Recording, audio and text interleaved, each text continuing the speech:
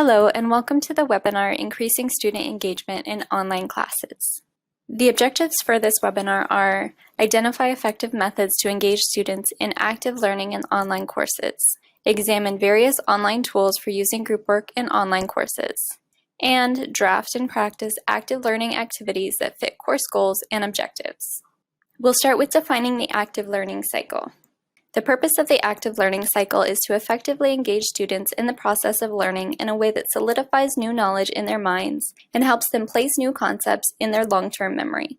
The cycle is meant to pique student interest first, build on their foundational knowledge, introduce them to concepts via course materials, and then ask students to apply new knowledge. The first part of the active learning cycle is piquing student interest. This can come in the form of introducing a thought-provoking question, problem, video, or quote related to the concept, or asking students to reflect on the material before explaining the concept. The next step is concept introduction. During this step is when, as the instructor, you would assign resources to build students' knowledge of the concept. This is where you would include readings, videos, lectures, and establish a dialogue about the topic. The next step is concept exploration. The purpose of this step is to build students' confidence with the materials. You will answer any questions students have about the concept and use varied resources to deepen students' knowledge. After they've learned about and explored the concept, the next step is to ask students to apply it. By providing students an opportunity to apply their knowledge, you help them commit it to their long-term memory. This is where your assignments come in, which we'll discuss in more details later. But some general recommendations for application include case studies, problem-solving activities, or career-specific tasks. After students have applied the concept during an activity, it's important to evaluate where they are.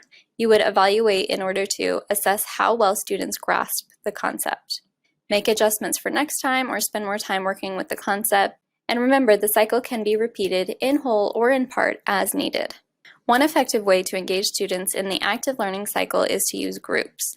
Research has shown that collaboration and social learning is more engaging for students and leads to better understanding. Next, we'll talk about how to create and assign group discussions in Canvas. In order to assign a group discussion, you will first create your groups. In order to do this, click People from Course Navigation. Click Plus Group Set. Name your group set.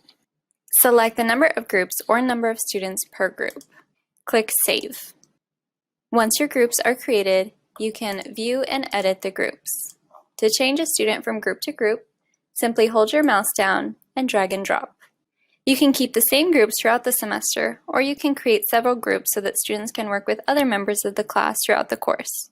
Each group will have a course homepage. You and your students can use these group homepages to collaborate on larger projects. To work within the group homepage, click the three dots in the right corner, the Options menu.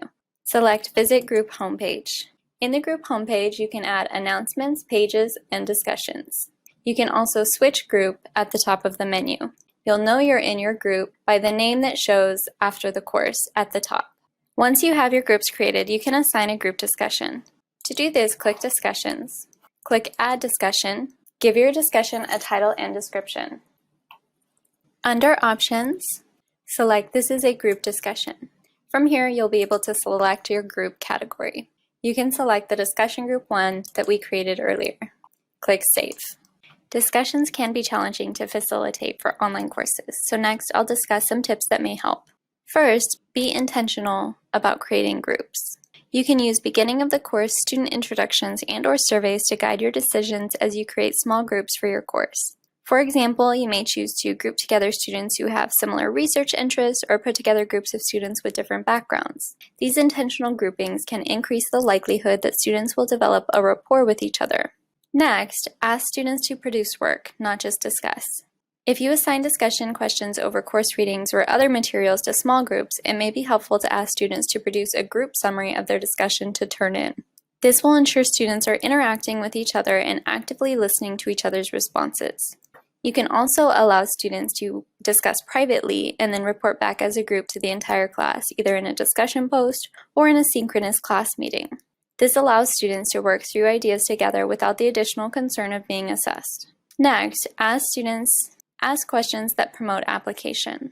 Asking questions that promote critical thinking means moving away from questions that only require memorization or summary and toward reflecting on and applying concepts. For example, asking open-ended questions like, "What was the most challenging concept in the readings this week?" can lead to students helping each other figure out the concept rather than guessing or recapping without fully understanding. Next, assign fewer discussions.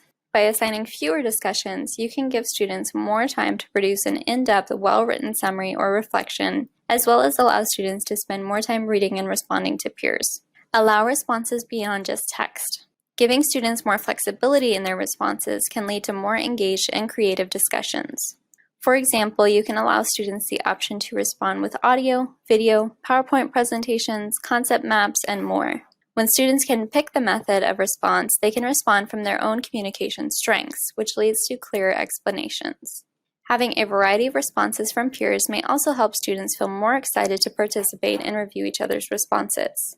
Next tip is to invite diverse viewpoints. Allowing students to disagree or debate a topic respectfully can be more engaging and promote critical thinking.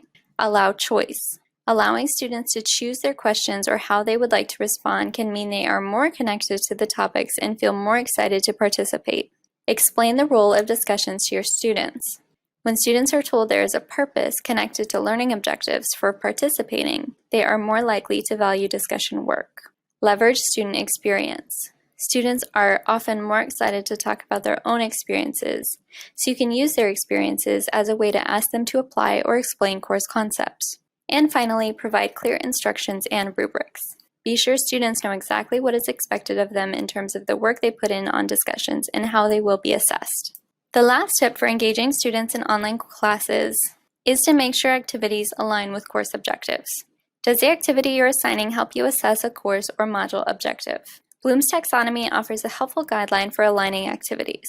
For example, in this graphic, you can choose the objectives and see corresponding activity ideas.